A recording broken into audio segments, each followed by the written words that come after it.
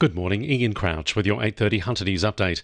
2 people have been taken to hospital following a serious crash at Mayfield East. A car flipped onto its side at the intersection of Industrial Drive and George Street just after 7 o'clock. New South Wales Ambulance says an elderly man and woman were trapped in the car. It's taken 45 minutes to free them from the vehicle. They've been taken to the John Hunter Hospital for treatment of neck and shoulder injuries. A 37-year-old man accused of killing his girlfriend in a Kersley home has been refused bail. Christopher James McLaughlin was arrested at the Bellbird Bowling Club on Saturday, a day after the body of 39-year-old Rukeya Lake was found inside a home on Ellalong Street on Friday night. Ms. Lake was found by police with serious injuries, including a gunshot wound, but she later died. The lawyer for the accused has requested welfare checks be carried out on his client, who he says has a number of significant mental health issues. The federal opposition leader says a government buyout of the Tomago aluminium smelter is not the way forward to ensure its long-term viability. The Liberal leader is urging the Albanese government to provide a pathway to ensure the smelter has access to reliable fixed-price baseload power once its current electricity contract finishes in December 2028. Susan Lee says a government buyout is not the answer. Maybe for some members of the government, they see that if government owned everything, somehow the world would be better, but we all know that that's actually not the case.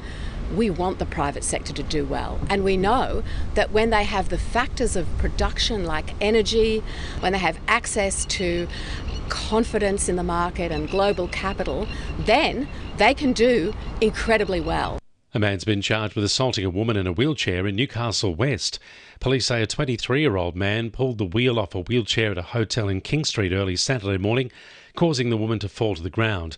The woman, who lives with hearing and sight impairment, was treated for minor injuries.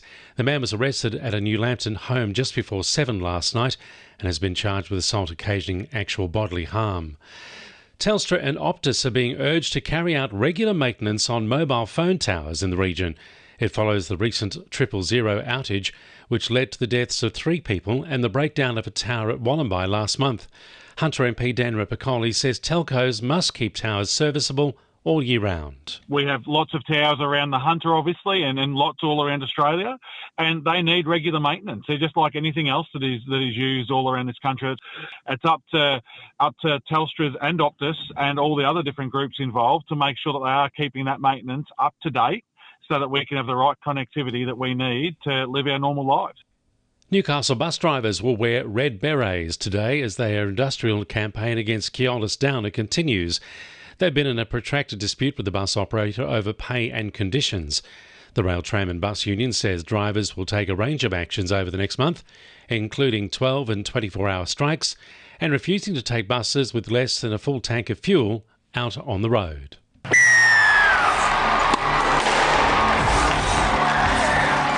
To 2NURFM Sport. The Jets are off to a winning start in the A-League Women's, downing Canberra United 2-1 in their season opener.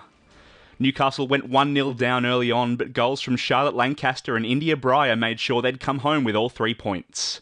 Elsewhere, speaking after his side's 4-1 loss to Sydney FC, Jets men's coach Mark Milligan says they weren't quite up to it against one of the league's top outfits. From a performance point of view, we still had good moments in the game. As I said, I just think that little bit of sharpness was lacking. Knights duo Dylan Brown and Phoenix Crossland got on the score sheet for the Kiwis in their 40-14 Pacific Championships win over Tonga.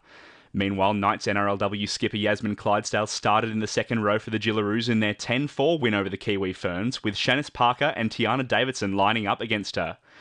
And Newcastle trainer Chris Lee's horse Changing of the Guard has drawn the widest barrier for tomorrow's Melbourne Cup. That's sport. I'm Will McGrath. And the winning numbers in Weekend Lotto are 13, 17, 21, 28, 31 and 42, and the supplementaries are 15 and 36. And now you're up to date with the latest 2NURFM Hunter News.